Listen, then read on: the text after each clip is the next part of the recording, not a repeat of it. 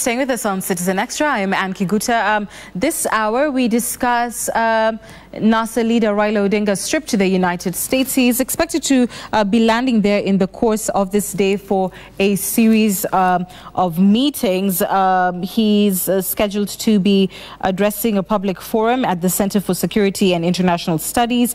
Later he'll be holding meetings with House and Senate, a joint congressional committee, and he'll be also meeting other leaders. At some point he will be speaking on overcoming Kenya's political crisis and advancing democracy, rule of law and stability. He's expected back home this weekend, and we just want to talk about the import of his trips abroad, and does it really affect local politics? Joseph, you're a NASA strategist, so let me start with you. What is the value from your perspective of trips like this?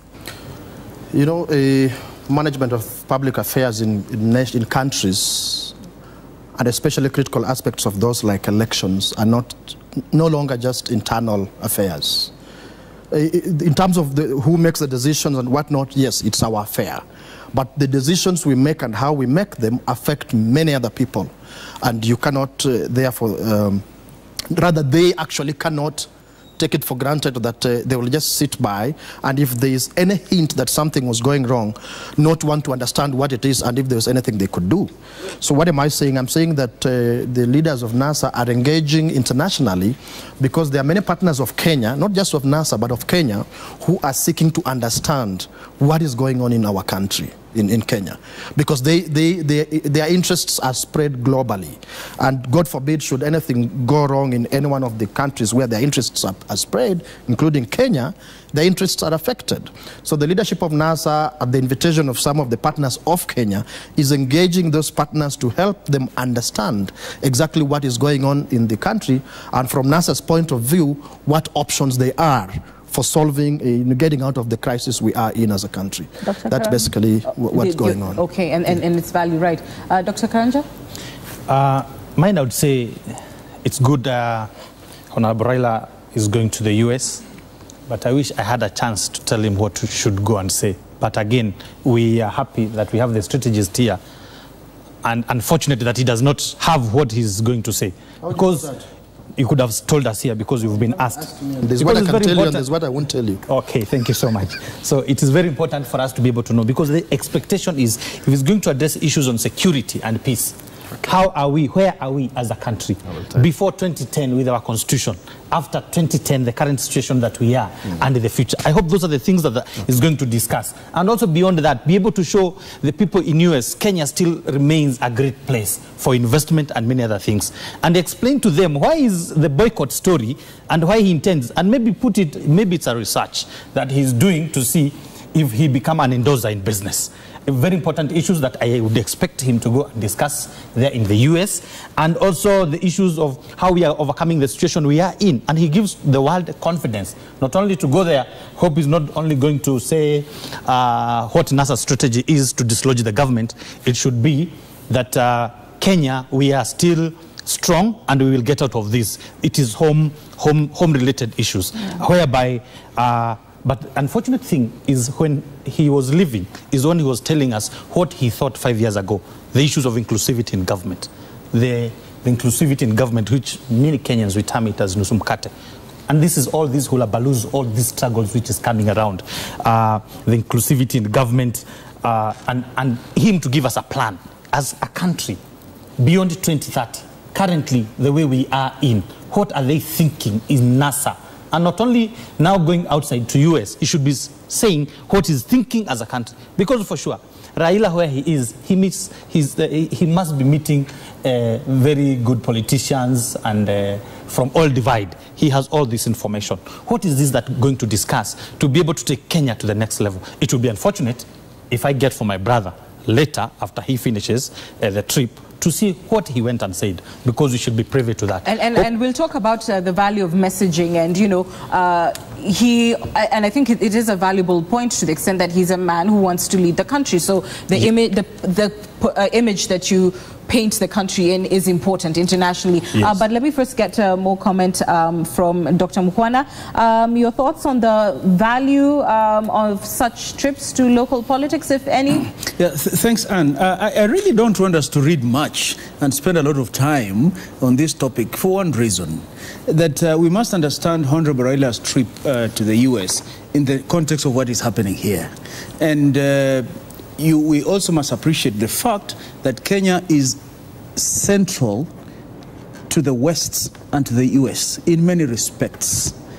One, Kenya is the economic and logistical hub of East Africa and the rest. Two, is a center, particularly for the West, for the counter-terrorism strategy. And therefore, who leads Kenya is important to the U.S. So in that sense, that Raila Odinga is seeking to lead Kenya, he is not as advantaged as Honorable Uhuru Kenyatta, because Honorable Uhuru Kenyatta is currently the head of state. And they have the official relationship with the United States, as with many other countries. So if President Uhuru Kenyatta has his way of making the U.S. understand what is happening in the country, Honorable Raila Odinga does not have similar channels. So going to the U.S. is his way of reaching out to the U.S. as the opposition and sensitizing them on what is it that is happening in this country. What he will say, how he should say, how he should not say, that is really not for us to speculate. For me, what is important is that whatever it is that he does in the States, it must be for the greater good for this country. That is my view. Yeah, and what would that be? The greater good would be that going forward, we need a united country. And what is it that divides us now? What divides us now is that there has been a disputed election. So if he's going to the United States, whatever it is that he seeks the United States to know should be one that will get out of the quarrels that we have without necessarily dividing the country and subjecting the country to turmoil and chaos. Senator, what is the value of such trips, do you think, politically speaking, even though obviously you are from the other side of the political divide? And I ask this because it's very easy to shrug it off and say, you know what, we are Kenyans, we make our own decisions. But when the political I don't want to use the word crisis, but situation in the country was, coming to a head, we saw the international community step in repeatedly and, urge for dialogue, threaten sanctions, etc. That seemed in some shape or form to get political actors to sort of toe the line. So with that in mind, what is the value and import of such trips? Yes, let me admit that the international community does impact our local politics. There's no doubt about it. Were it not for U.S. intervention in Kenya, we wouldn't probably had Moi agreeing to repealing Section 2 of the old Constitution to allow for multi-partyism in 1992 or thereabout. Of course, you saw the strong intervention in 2007. So why do we have a situation where Raila is going to the U.S.? Simple. He is trying to prevent a situation where he can be arrested and taken before the ICC. Because there's no doubt that the United States has supported and validated Uhuru's win. It supported the first win. It has also supported the new election, and it's quite unhappy with Raila Odinga. I can tell you, as a matter of fact, there was a time even there was subtle message that the U.S. is intending to put sanctions, either travel sanctions against Raila Odinga, and therefore Raila Odinga is in a panic mode. So he is trying to forestall that by going to the Congress, probably trying to give an alternative story as opposed to that one which the official U.S. embassy in Kenya holds, which is that the election was good, the election was credible, and Raila Odinga is a sore loser. So he's trying to forestall that. Okay, then we come to then Joseph, and we talk about messaging. First, what is the message on these three issues: security, stability, and democracy? Very well. Thanks for that opportunity. And normally I say where people do not know, the best thing is, instead of speculating, to ask, just as you've done.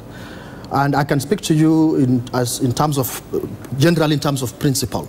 As Dr. Letalala rightfully says, the details then of the discussions that Honorable Raila Odinga will engage in, I'm not privy to them. None of us actually sitting here are privy to those details. But in principle, I obviously know the position of NASA. And one that we have a failure of the experiment of democracy, the experiment of rule of law in this country, and the experiment of constitutionalism. But those three particularly, constitutionalism, rule of law, and generally democracy, that we have failed them in this country, and they have been undermined by the people who are in charge of the state just now. That is Jubilee, Uhuru Kenyatta, William Ruto, and the rest of the Jubilee team. And we want ourselves as Kenyans first, and then at a second level, the world to understand that this is not limited to competition between the two formations, NASA and Jubilee, but it goes all the way to the welfare of the state and the country. It has an impact on what you are actually asking about, security, peace and security and stability. Because when you have a regime that is propped up by corruption, you know what that does to security and peace.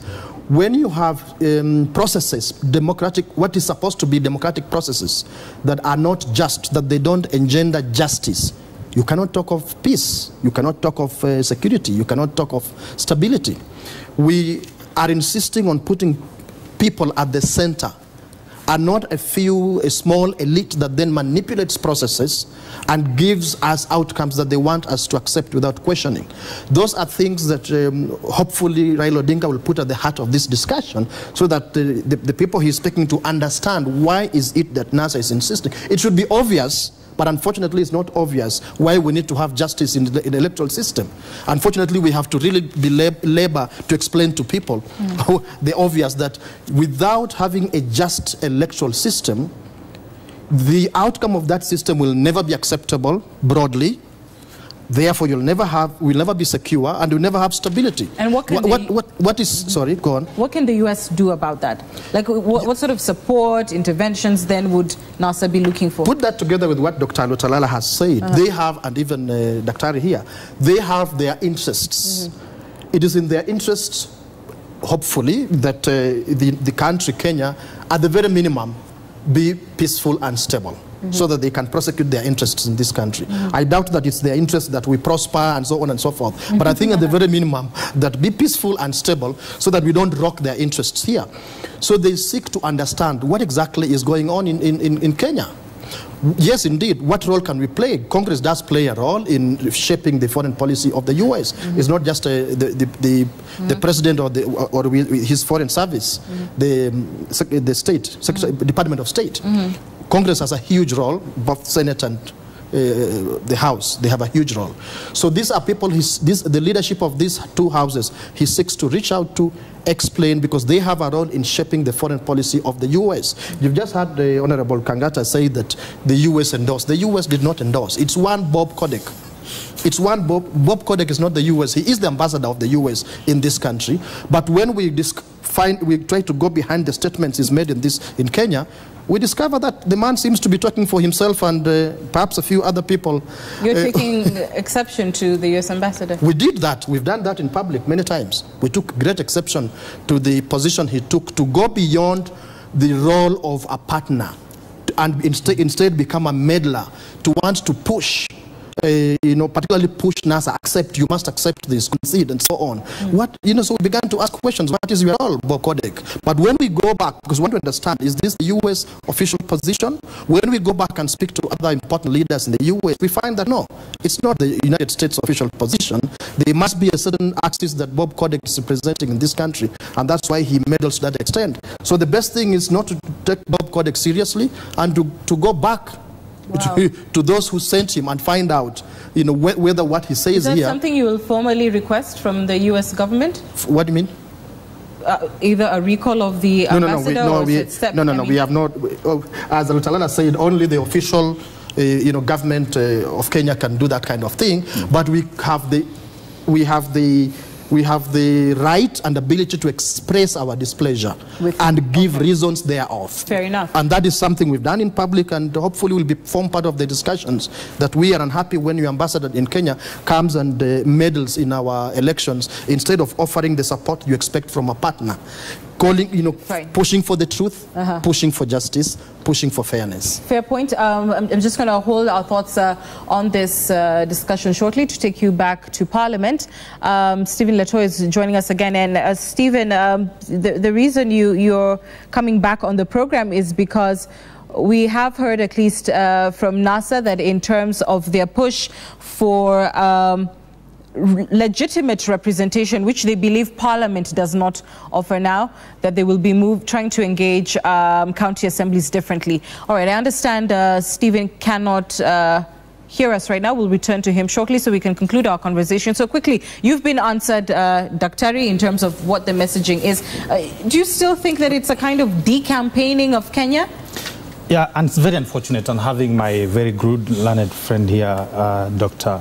Joseph Semeka.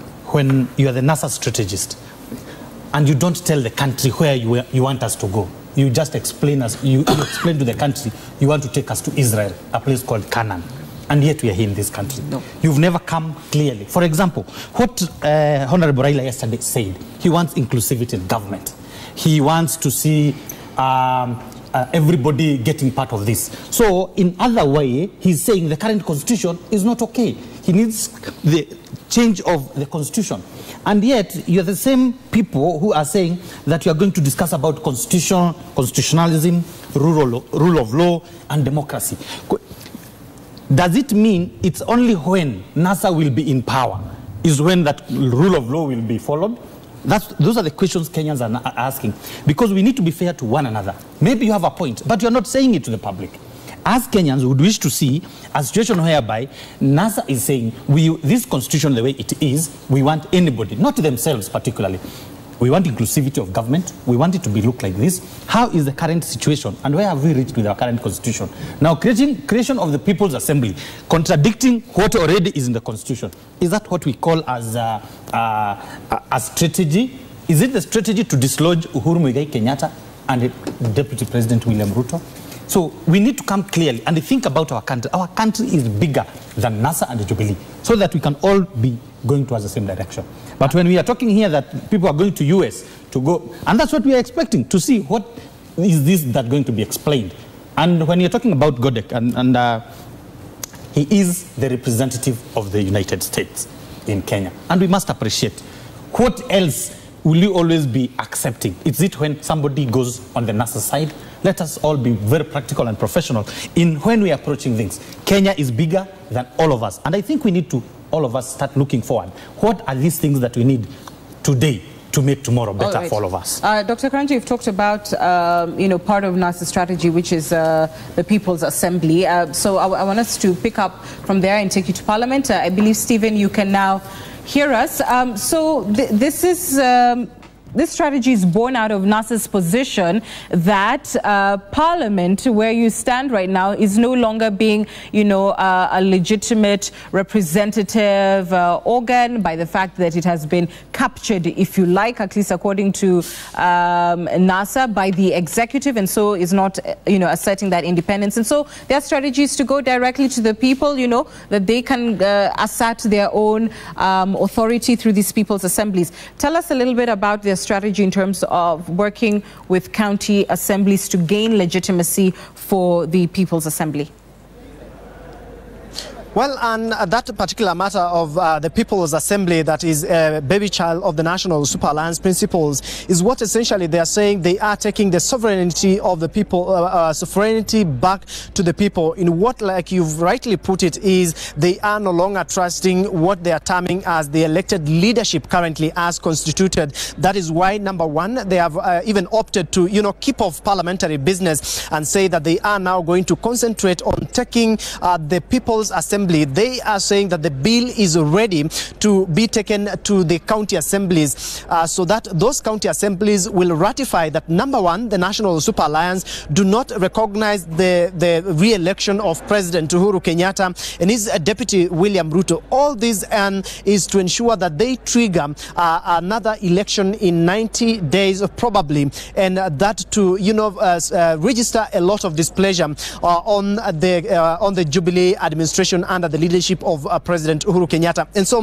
with me is some of the NASA legislators. One of them is Makueni Member of Parliament Dan Mazo. He's been a key pillar in the NASA legal team who have been playing part in terms of drafting that particular People's Assembly motion to be taken to county assemblies. So just tell us, what does this mean, and how quick, how fast are we going to expect the county assemblies to be done with this bill and its ratification? The county assemblies are legitimate under the Constitution. They have already they elected leaders, and they have a mandate to make a law. So the moment the bills go to the assemblies, of which more than 25 county assemblies in Kenya work with us, or we are able to get more than 50% in those assemblies, then it is a way of making sure the voice of the people is heard from the grassroots, and that elected leaders have given this law validity so that it can trigger change. You know, this country needs constitutional change so that the current constitution can be able to hold the country together after an election. It is clear now that the country is divided in two halves, and definitely the current situation can only be sorted out through the power of the people, the sovereign power of the people. When they assemble at the grassroots, that is the counties, and we are able now to build it up to national level, so that Kenya as a country can speak in one voice through the county assemblies, through the assembly of the people. Just a question, what is exactly entailed in this particular bill that is being taken to the county assemblies? Well, it is to make sure that the people speak, that the people's voice is heard. What do they need so that we can change this country for the better? The constitutional change has to begin with the people at the grassroots, and the legitimate people are the assemblies who have been elected and sworn and have a mandate and can make law, so that it becomes legitimized and it has a legal force from the ground, so that the people's sovereign power can be concentrated in a proper manner.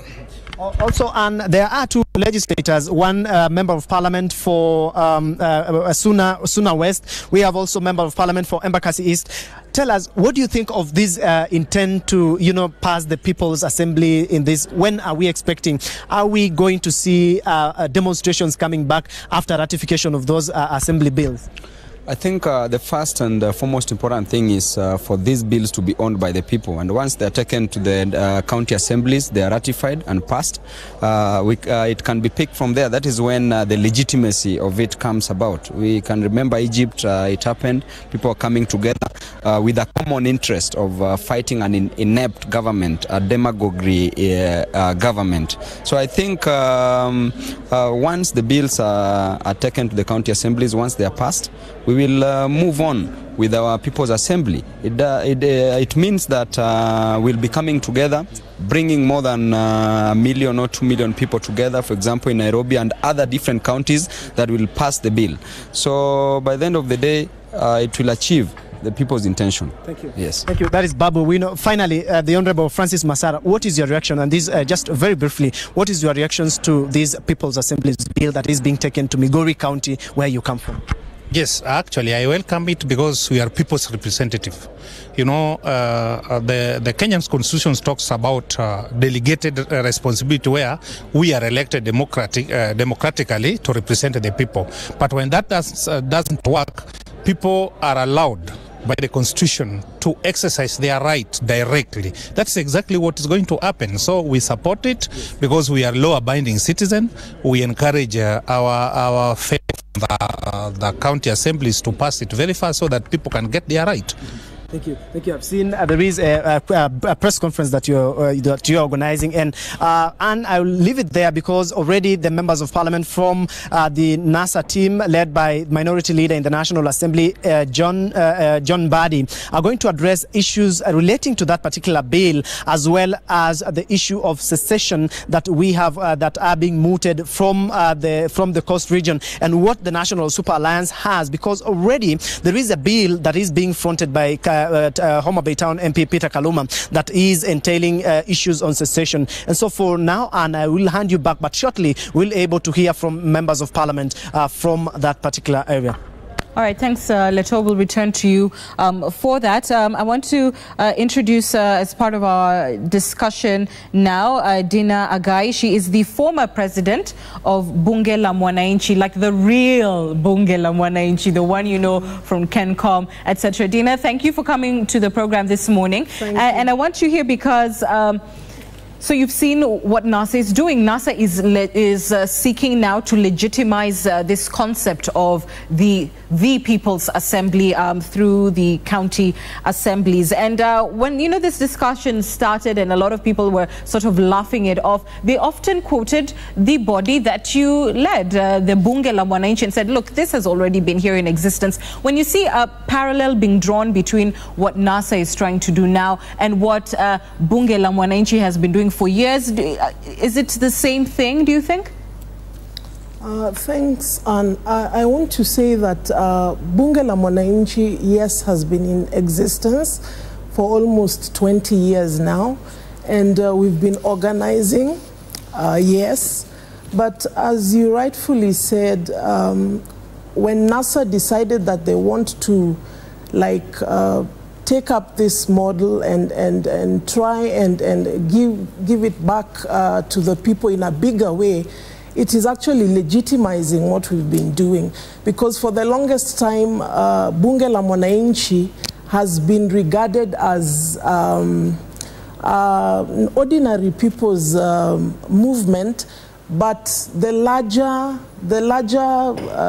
country or the nation has not taken it seriously.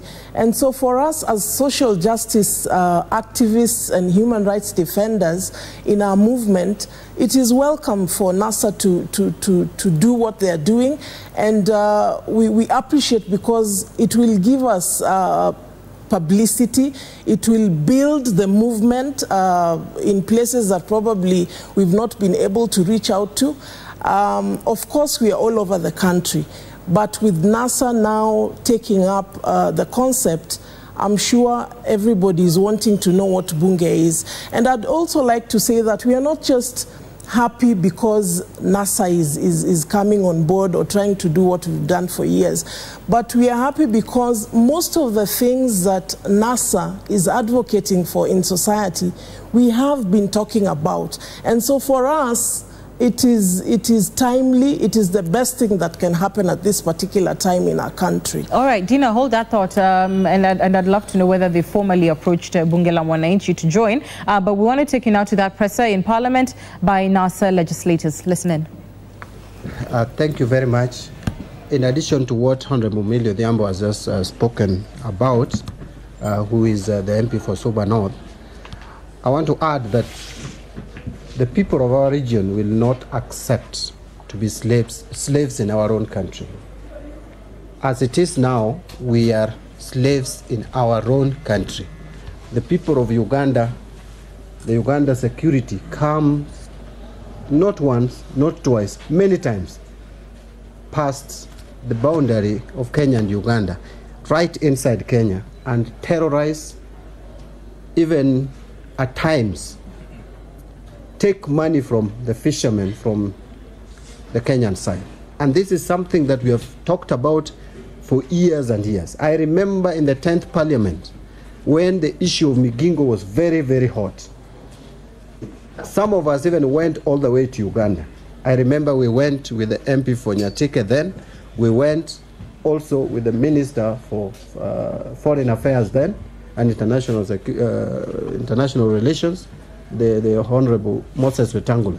And we agreed that Kenya government and Uganda government were to contribute money which we approved in that parliament, to go and put clear boundary between Kenya and Uganda, so that this perennial and persistent fights over fishing territory becomes a thing of the past. The government has deliberately ignored the cries of the people who fish in Lake Victoria. And Ugandan security comes all the way to Kenya. They do not only come to Migingo, to occupy Migingo Island, or even Remba Island, or even other islands like Ringiti. They even come to island like Kiwa, which is just right inside Kenya. And that is in my constituency. So what we are telling the government is this. We know you hate the people of Nyanza so much, but this is about the territorial boundary of Kenya. It is about the integrity of the country called Kenya. The president, Uhuru Kenyatta, who purports to be president, the one thing that he swore to do was to protect our territorial integrity. And as we speak, he has done nothing for the 4.5 years that he has been the president. Before even we start talking about self-determination, etc., we are still in the country called Kenya. We are still in one united nation called Kenya.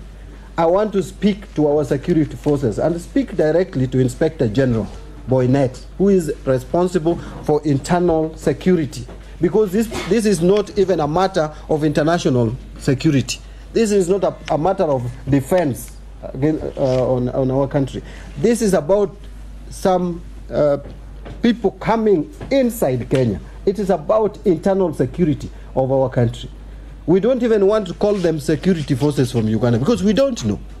We don't know whether they are thugs, which has no connection with the government of Uganda. So what we expect Inspector General, whom we put his office as an independent office in the Constitution, taking instruction from no one but himself, must come out clearly and defend the people of Kenya from unnecessary attacks, from frustrations that is ongoing. And we are not going to allow this to continue further, lest we are told where we belong. If we don't belong to this country, we should be told that you don't belong to Kenya so that we find where we belong. But if we are still part and parcel of the Kenyan nation, we must be treated as such. Inspector General of Police sent so many police officers to Nyanza in the eve of the so-called October 26th election, with machines, with vehicles, with a lot of things. Why can't we deploy that kind of force to protect the people of Kenya when we deploy them to protect ballot boxes, which were meant to conduct an illegal exercise? Why don't we use the same force and power, the resources that we are wasting, that we wasted in Kisumu, in Migori, in Busia, and many other places in this country on 25th, 26th, and 27th, and even after 26th? Why can't we deploy the same resources? All of us are taxpayers. We should not be treated as refugees in this country. We are taxpayers, and that is why you see Kenyans are now debating even seceding.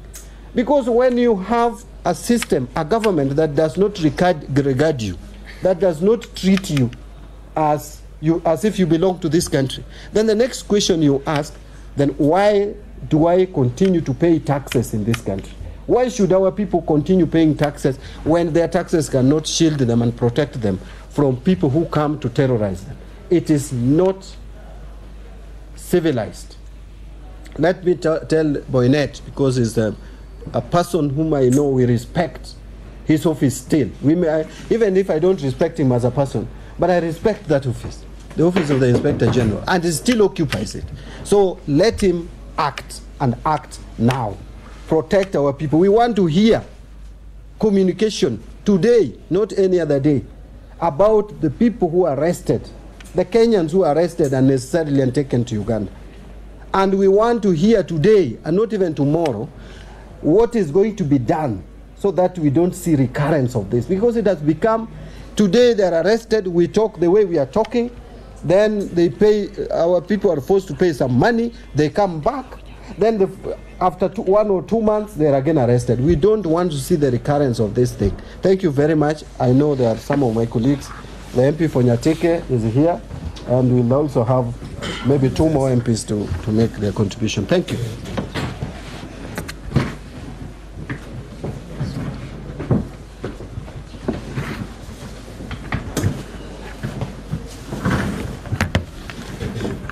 Allow me to join 2 of my colleagues who have talked about the frustration of our people in Lake Victoria. My constituency, that's Nyatike, is bordering Tanzania and Uganda. We border Tanzania both at the lake and land, and Uganda in the lake. Why are we not complaining about Tanzania? because Tanzania has not invaded our land. Why are we complaining about Uganda? Like in my constituency, every morning we have 2 flags of 2 different nations being raised in my constituency every morning. The Ugandan flag is in my constituency, the Kenyan flag is in my constituency. And we have a president in this country and is quiet about it. Me, as the MP of Nyatike, I'll only recognize the president of this country if he'll stand to defend the border of this country. If not, me and my people I'm representing in this parliament will resist and will continue resisting. Even if the resistance of the NASA will end, as the people of Nyatike, so long as we have the flag of Uganda in our constituency, we'll continue resisting. We cannot be colonized in our own country and we purport to be in a government which is silent, a government which is in bed sleeping. We cannot. As we are talking today, when our fishermen are arrested in the lake, they are forced to eat raw fish in a country like Kenya, where some of us, our fee were paid using that kind of business. Now, if we are stopped from doing that business, what are we going to do immediately? I want categorically say here today, if the government is tired of Nyanza, we are ready to go alone. We cannot force ourselves in a barricade which is not working. Let them be clear. We have to redefine our relations with this government. But we are not going to force ourselves in a relationship where we are not benefiting. We are only being milked dry. We are Kenyans and we have a right to get our rightful share in this government. We are not pleading for it. We are demanding. Thank you. I think we take the last. Thank you very much. May I also add my voice to the colleagues who have just spoken. As the women representative of Migori County, which is largely bordering this lake, it is a pity that we keep repeating and we've kept hearing the same cry in every other parliament that comes to be in Kenya. I would like to strongly condemn what our fishermen are going through in that lake as inhuman, demeaning, and that kind of banditry or unacceptable behavior of the said Ugandan government is not accepted. We are asking the government of Kenya to come out and tell us what is this relationship between our government and the president or the government of Uganda that is meant to sell our people, sell our birthright, sell our water, sell our men who are the breadwinners of the children and the women in Nyatike, in Mbita, and all these other places. We are saying today that we don't just want to hear what our Inspector General is saying. We want to see action taken. We want these people back. We want our borders safe. I think this is the clean message that we are sending, and as our colleagues have said, we are going to take action. We are not just going to lie low and see our people suffer. We are ready to do it, and we will do it. Thank you very much. Maybe you can take Mheshimiwa, you can say very briefly, and then if there are any questions. Yes, that's what I'm saying. Because there's a bigger picture here. Yes.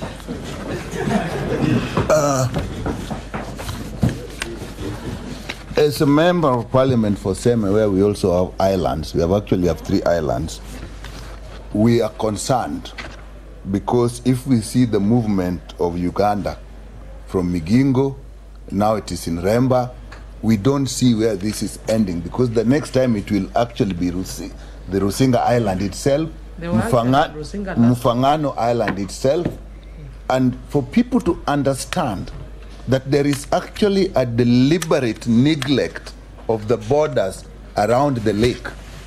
It would be equivalent to if you had people Uganda coming to Bumala in Western. That is what would be the equivalent of what is happening in the lake. It would be equivalent like if you had people coming from Tanzania to Taveta and arresting people in Taveta and going back with them to Tanzania, and nothing is done. It will be equivalent to people coming from Ethiopia and coming to Moyale and beyond and arresting Kenyans and going back and nothing is being done. It would be equivalent to people coming from South Sudan and to Lokichogio, Kakuma, and Lodwar, and arresting people and going back, and nothing is done. Do you really expect that if people in those areas were actually arrested, nothing would be done? You would probably see the whole Kenya Defence Forces being moved. Why is it that when it is happening in Nyanza, in these islands, nothing is being done? We started with Migingo, nothing happened. Now they're in Remba, nothing happened. And now I'm being told that Rusinga has been affected, nothing has happened. The next will be actually the bigger islands. So there is a deliberate neglect of the lake borders, and I've given you what it would be equivalent to if it was on land. Ask yourself, would we allow it if people were arrested in Moyale, Lokichogio, Kakuma, Taveta, and Bumala, and nothing was done by the government of Kenya? If the answer to that is no, then ask yourself, why is nothing happening in the island in Nyanza? Question. In regards to what is how many fishermen were arrested and they are paid currently? My second question is about the motion to do with the People's Assembly. You know that it's been debated in different